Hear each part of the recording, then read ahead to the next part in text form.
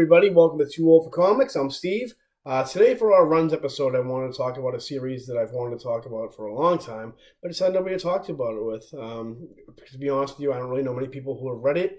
There's some people I know who know of it but haven't read it. It's a series that came out in the mid '90s. It's a small independent book. It ran 7 issues from '95 to '97 by an artist and writer named Jhonen Vasquez, who for years I pronounce Jhonen Vasquez, but it's called Johnny the Homicidal Maniac. Um, this book came out, like I said, in the '90s, and it very much reads like a '90s book, but it's kind of a spooky book. And since it's October, and it is the season to be spooky, we're going to talk about Johnny the Homicidal Maniac because this is a bucket list item for me. So you're going to listen, and if you don't want to, then click the I don't know, stop button and go watch one of our other videos. So here we go, Johnny the Homicidal Maniac. Published in 1995, like I said, through Slave Believer Graphics. Jhonen Vasquez, he was... I'll give you a little background on Jhonen, and then you can kind of we can read into a little bit about what maybe the hidden meanings in this book are. He was a kid who went to, okay, let me start over again.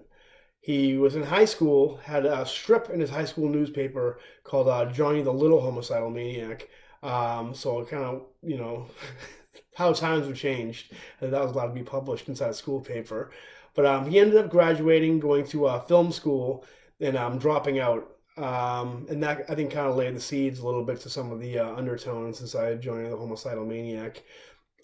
He stumbled upon his brother's comic book collection that had the Mirage early issues of Teenage Mutant Ninja Turtles, which kind of got him, it was kind of his gateway into comic books, which is funny because now in his career he actually got a chance to do his little animation rendition of Ninja Turtles, which came out really good actually, and it's kind of cool to see him go full circle like that. So anyway, he did a couple other. I think he did another full issue of Johnny the Homicidal Maniac in a magazine called like Capre Nocturnal, something like that, some kind of goth magazine. I didn't fail to mention this before. This book is very, very much of '90s goth, very much of the era where Kurt Cobain had just killed himself. Nine Inch Nails was rising in popularity. Marilyn Manson was kind of gaining prominence. So it's very much of its time, like that, teenage '90s Prozac Nation, type era. So anyway, back to the story. So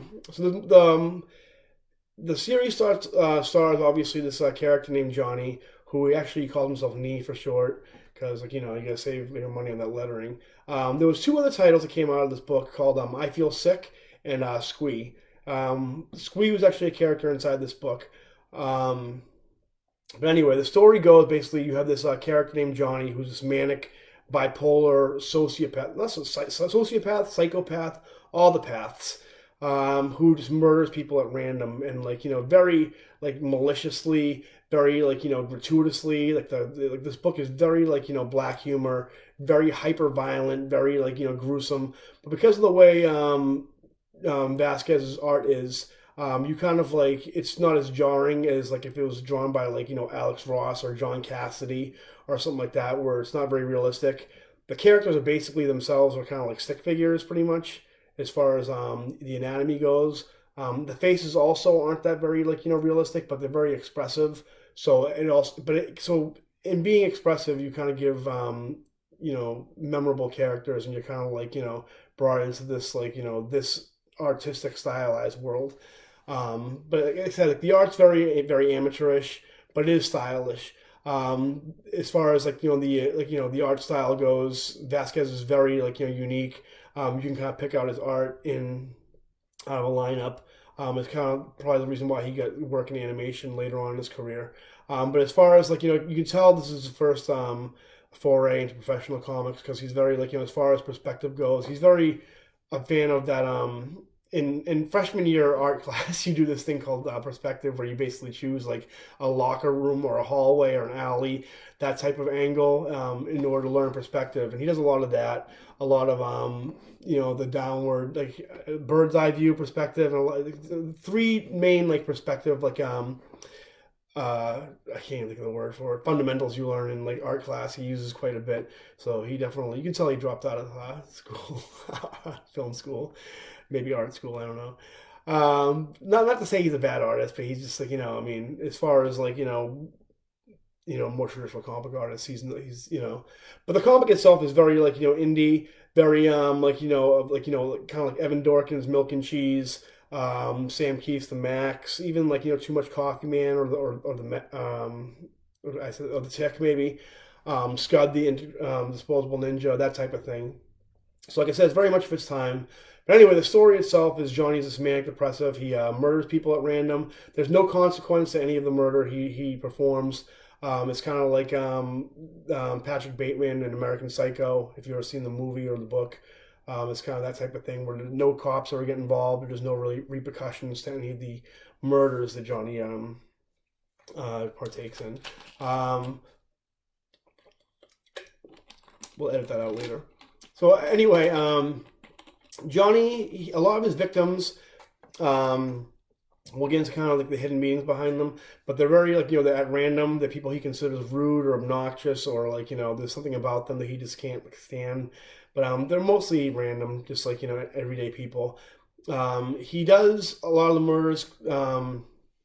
There's kind of like parts in this book where you can't tell if there's supernatural elements to it, or if it's all just like, Johnny's clearly insane, so you can't tell if it's all in his head or if there's actual supernatural elements to it. He has this one bunny that he has nailed to the wall that talks to him, and these two doughboy stuffed animals that also talk to him, tell him like, that like suicide's not the answer, and like, he has to feed the wall, which is this wall in his room where he has to constantly paint with blood, because if he doesn't paint it with blood, then the blood will dry, turn a different color, and it can be all kinds of a different mess altogether, besides just like, murdering people. So something even more serious than like, mass murder, apparently.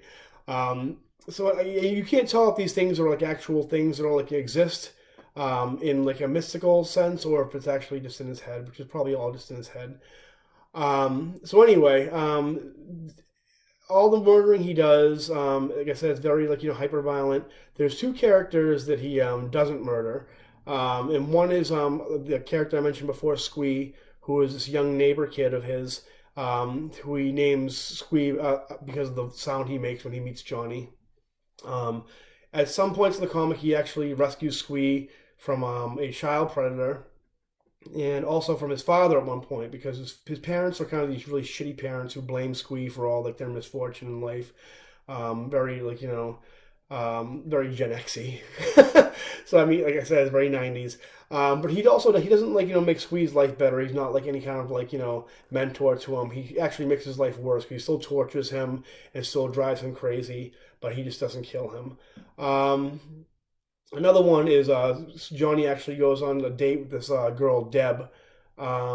He goes on a date, and they're both like, typical goths, and it actually goes really well.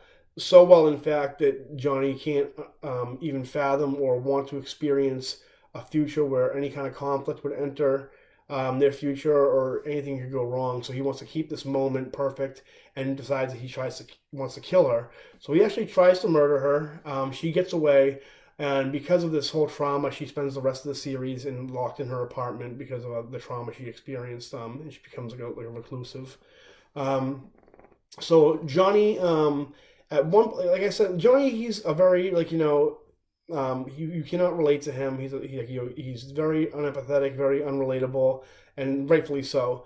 And so he's a really like, piece of crap person who you should not feel bad for, or see as the hero of the book. But he contemplates like his morality a lot, contemplates suicide a lot. A lot of things like they're very like, the deal with like, teen angst of that era, and I guess like it kind of transcends any era, I guess, pretty much as far as teenagers go, when you're dealing with that, hormone, like, heightened hormones, and like, like hyper emotion that like a lot of teenagers and even into your late early 20s you deal with. But he contemplates like like the meaning of life, immortality, like God, suicide, and constantly talks about death, ranting and raving. A lot of it doesn't make a lot of sense. A lot of it's kind of just like a frustrated comic book artist kind of putting all his frustration from to pencil and ink on paper. And there's one point where Johnny feels so isolated. He actually calls Deb to kind of almost make amends, so it doesn't in any way redeem his character, but it also kind of shows that there's like a shred of humanity to him. Of course, like she's like suffering from PTSD from the whole situation with him and her, so she like tells him off. There's another part shortly after that where he builds a suicide machine, which is essentially just a gun hooked up to a phone because Johnny believes he's so like like depraved and like no one cares about him that he would like the phone would never ring, so it would never be used. But of course, Deb calls him at one point, and of course, it kills him. And we don't know if this is in his mind or not because he actually ends up mistakenly going to heaven, where he kind of like causes a muck and screws that all up, and they send him to hell, where he meets the devil. And in this book, he's called Senor Diablo, I think, where he actually explains to Johnny because Johnny's like he asks questions of God and the devil like, well, who would ever make like a person like him, like it has to be a mistake, or like what kind of like entity would actually create somebody like that. And the devil explains to him that Johnny's a flusher, which is essentially like humanity needs people like him to kind of cull all the shitty people in the world, um, which should give Johnny some meaning, give him some clarity, but it does nothing for him. It actually makes him feel worse, and which it should. I mean, who don't want to be told that they're a flusher and need to cull humanity? Um, but so he ends up going back to the land of the living, which if he ever died or not. And it turns out the wall actually needed blood because it ends up because he wasn't there to like repaint the wall. It turns into this big tentacle monster, and we end up following I think like issue 5 with him just following the tentacle monster around. It goes on a killing spree. It visits victims that Johnny had like I guess like kept away for torture or whatever, and other victims. So we follow that around for an issue. Towards the end of that, Johnny actually ends up he finds this bug that he tries to kill because at that point he hasn't gone back into like full on killing again. Actually, I forget the names, but the bug is named after some Kafka character. Let me see what it is. I wrote it down. Oh, Mr. Sansa. That's right. Mr. Sansa is a character from a Kafka book. Kafka, if you guys don't know, is this author. He wrote this book called Metamorphosis. And Kafka himself actually shows up in one issue of Johnny, where he's in a movie, a Kafka movie, and he won't shut up the entire time. And I think Johnny actually kills him, or something like that happens. But anyway, it's been such a long time since I've read this book. So Johnny ends up actually he can't kill this bug, which is a cockroach, because I mean like cockroaches are so resilient. Where Johnny actually ends up admiring the life of a cockroach, where he respects its existence, where its existence is very like precise and functional. Again, it's very calculated rather than like random or like insane like his life is. So he actually ends up finishing the series where he's going to model his life out, like stop killing. It's kind of well, he never really say he's going to stop killing, but they kind of leave it a little open ended. But he says he's going to start living his life more rationally, which whatever that means. Like if he's going to become like more of a calculated killer, or still be like random and mad like he is now. And so that's kind of the end of the book. Like I said, it's very much of its time. I was introduced to that book by this goth girl I was dating at the time in high school, which we didn't really have many interests that we shared. I was never really into the goth scene, to be honest with you. It really wasn't my bag. So when she read this comic and showed me the comic, that was like the one thing, maybe not the only thing we could kind of do together. So it was kind of cool. It's like, that's the only reason I read this book. As far as it holding up today, for me as an adult, no, I wouldn't read this book now. It would just be nonsense to me, and kind of like just like gratuitous and just stupid dark humor that I'm just not into right now. As a teenager, I think, yeah, I think a lot of teenagers really kind of, it strikes a nerve with them. My daughter, I think she was like 14 or 15, and she went to a free comic book day and actually picked up the trade paperback. And she said she really liked it, but then put it on her bookshelf, and it's been there ever since. So I don't know. As far as like if you would like to pick it up and read it, your mileage may vary. I don't know. For me, I found it like amusing at the time. Now I don't think it really kind of like holds up, but it definitely has its huge like cult following, especially in the goth community. It was sold a hot topic for a while. There's a lot of like comics and merchandise. Um, and also it was that popular where he actually Jhonen Vasquez actually ended up getting a deal with Nickelodeon where he had his own animated series called Invader Zim, which also had a huge cult following and just had a resurgence on Netflix actually. That show was pretty popular. I remember when I was a kid, like I remember really enjoying it, but it had a lot of the same kind of sense of humor that not obviously not as violent and as R rated as Johnny was, but it kind of had a lot of the same sensibilities. As far as the book goes, I think there's a lot of allegories for uh, Vasquez and the creative process. I think he felt that we'll take in, for example, The Wall. The Wall, I think, kind of represented a lot of editors, maybe producers, kind of stifling his creativity and making him compromise. Murdering people was something his heart wasn't into, but something he felt he had to do.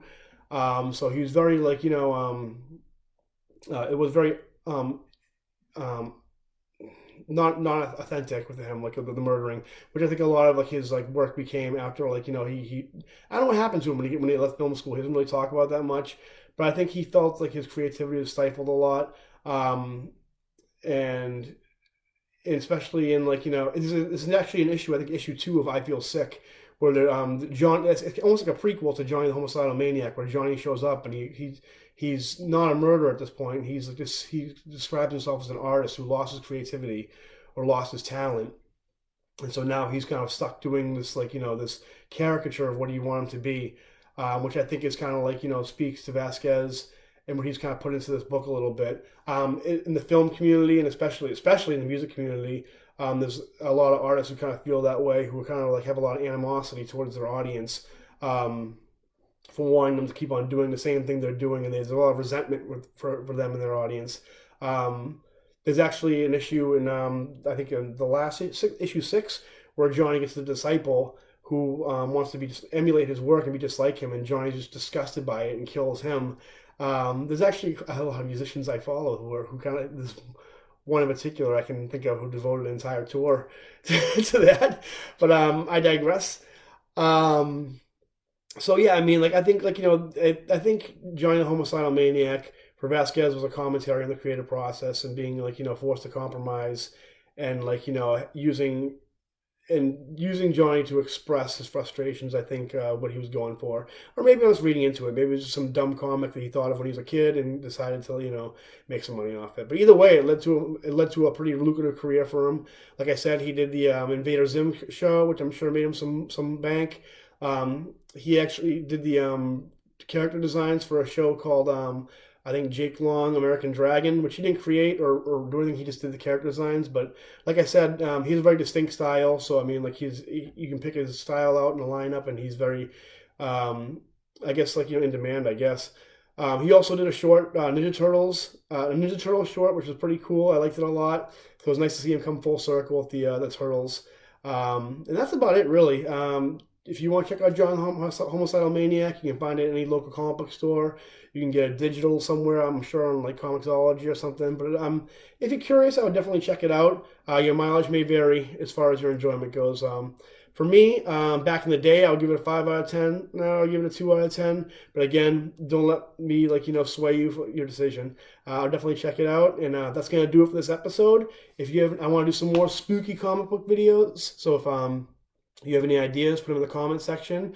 Of course, remember to like and subscribe and to crash that bell so you get notifications for more videos from Cake Burger. And I'll see you guys next time. Happy Halloween! Woo!